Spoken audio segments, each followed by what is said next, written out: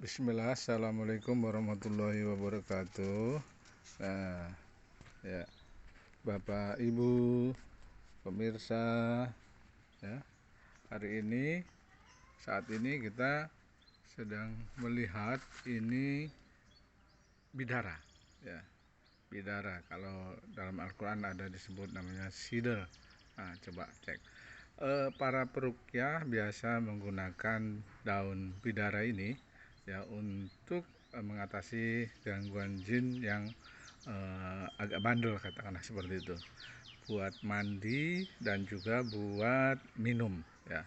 Kalau buat mandi ambil sampai dengan 21 lembar, kemudian diremet-remet ya, ditumbuk, diremet-remet, dicampurkan ke air ya, air untuk mandi.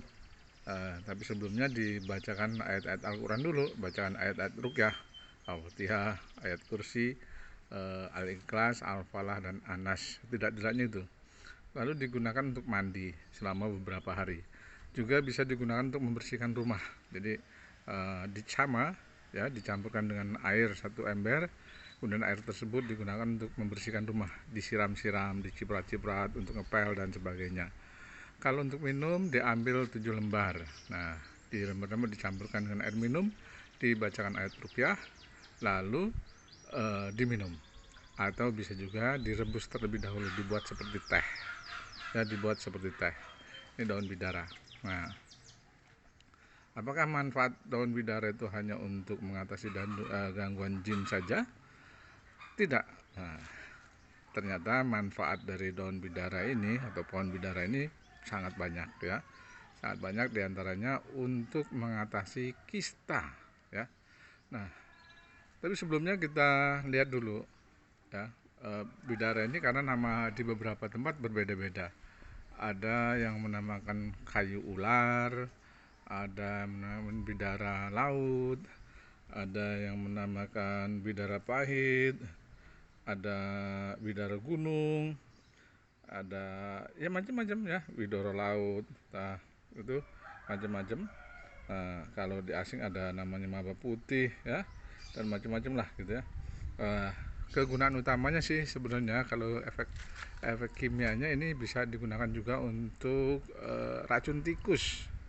Racun tikus mana? Jadi batang dan daunnya ini ditumbuk, dicampur ke makanan, ini bisa memberikan efek beracun bagi tikus. Nah, tetapi juga ada efek kosmetik. Jadi jangan untuk ibu-ibu nih ya, mbak-mbak, para ahwat, kalau misalnya daripada maskeran yang skincare, nah skincare atau masker yang ini bisa mencoba nih daun bidara ya, ditumbuk, diremet, campur air sedikit supaya ada cairan, kemudian digunakan untuk masker di malam hari. Nah, ini juga bisa mengencangkan kulit wajah. Jadi untuk ini termasuk untuk mama ya, untuk ibu-ibu yang usianya mungkin sudah di atas 40 tahun, yang rasa-rasanya waduh kok kulitku sudah mulai keriput gitu ya, sudah mulai cemas nanti kalau suaminya merasa bagaimana gitu ya, karena kulitnya merasa keriput. Nah, bisa mencoba menggunakan masker bidara. Nah, kalau mau lebih ini lagi, daun bidara sampai 21 lembar tadi ditumbuk, dicampur dengan sedikit madu, digunakan untuk masker. Nah, itu lebih kinclong lagi, halus, lembut, dan skincare alami gitu. Itu salah satunya. Nah, manfaat lain dari daun bidara ini, Masya Allah, ternyata bisa juga untuk mengatasi kista. Lagi-lagi untuk mengatasi kista. Nah, bagaimana itu kok bisa daun bidara untuk kista? Nah, itu ada campurannya ya. Nah, selain untuk kista, daun bidara ini juga sangat baik untuk kalau misalnya ibu-ibu yang sedang menyusui ya, sedang menyusui. Ya, ini kebetulan saya ambil gambarnya di pohon pinggir jalan, jadi ada suara motor, ada ini nggak apa-apa ya. Yang penting kan manfaatnya. Jadi kalau ibu-ibu yang sedang menyusui itu bisa ditambah dengan daun kelor.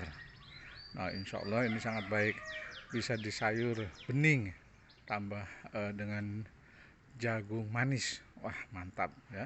Sayur bening, kelor, bidara, jagung manis.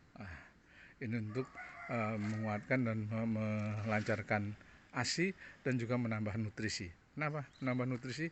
Karena daun kelor sudah lengkap ya, nutrisinya itu setara dengan ASI, ditambah dengan ini juga ya. Begitu juga untuk Anda, untuk bapak-bapak, untuk semuanya, untuk anak-anak mulai dari bayi sampai dewasa yang baru sakit ya, proses penyembuhan, badannya masih lemes ya, nggak kuat bangun, atau yang badannya kurang segar, ini juga bagus untuk sayur kelor, bidara dan jagung manis. Ini menyegarkan ya, menyegarkan gitu. Kemudian kalau untuk kista, nah ini untuk kista bisa dengan beberapa campuran beberapa ramuan ya.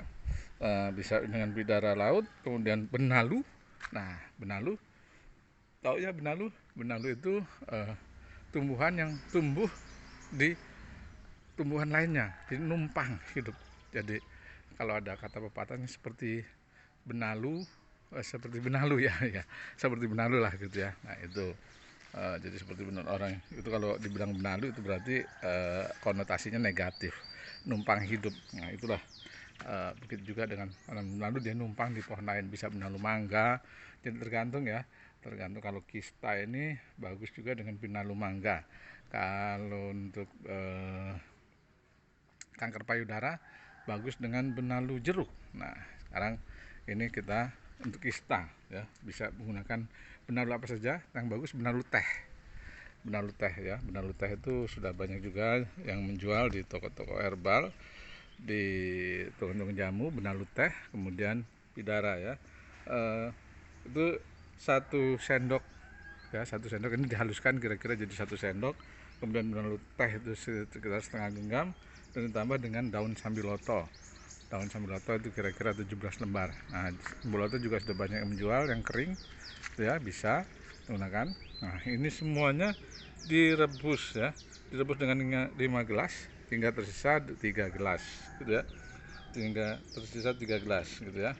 Nah minumnya 3 kali sehari, 3 kali sehari, setengah gelas aja. Setiap minum setengah gelas, habis makan pagi, habis sarapan setengah gelas, habis makan siang setengah gelas, habis makan malam setengah gelas.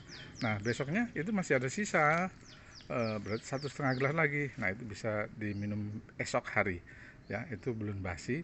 Mungkin besok paginya itu cukup dihangatkan saja, cukup dihangatkan saja. Jadi nanti benalu, kemudian bahan-bahan tadi, bidara dan juga benalu, bidara, dan satu lagi sambiloto itu jangan dibuang, biarkan tetap di dalam pancinya.